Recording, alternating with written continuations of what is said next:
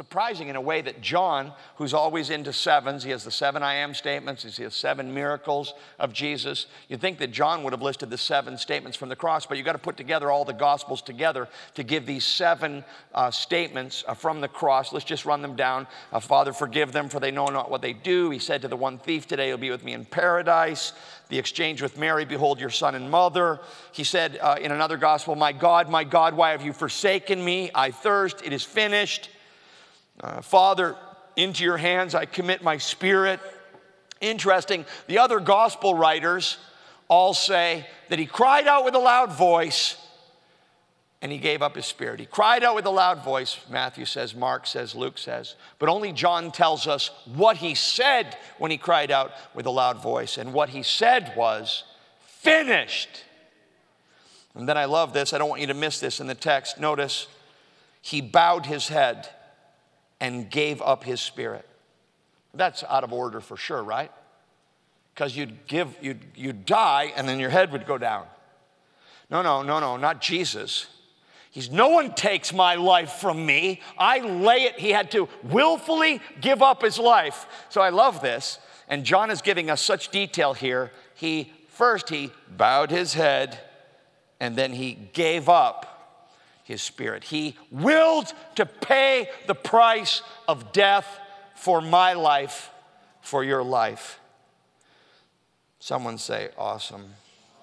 And in all of this, keep reading, since it was the day of preparation, and so the bodies would not remain on the cross on the Sabbath, for the Sabbath was a high day, the Jews asked Pilate that their legs might be broken.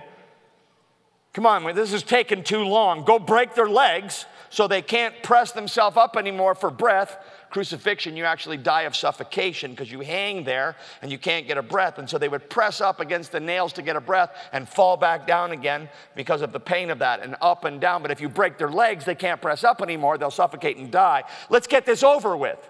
So the soldiers came and broke the legs of the first and the other who had been crucified with him. But when they came to Jesus and saw that he was already dead, they did not break his legs. Why? That's not why. They didn't break his legs because, according to Exodus 12, the lamb that was brought as a sacrifice for sin had to be perfect. And many times in the Old Testament it says you can't bring a lamb with a spot, you can't bring a lamb with a blemish, you can't bring a lamb with a broken leg. And so the Bible prophesied that even in Christ's suffering, not one of his bones would be broken. I'm trying to help you see the detail that God is sovereignly overseeing all of this.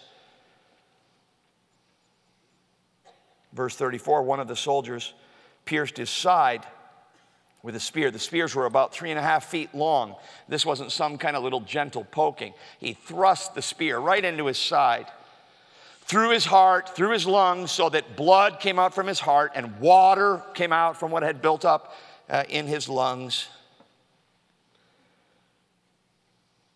At once there came out blood and water. He who saw it, as John's talking about himself, has borne witness. John's like, I was there. My testimony is true. I know that I'm telling the truth, John is saying. Why are you telling us this, John? That you also may believe. Now, the goal of this is, do you believe this? You should be asking yourself while I'm preaching, do I believe this? Do I believe this? It's the only question that really matters.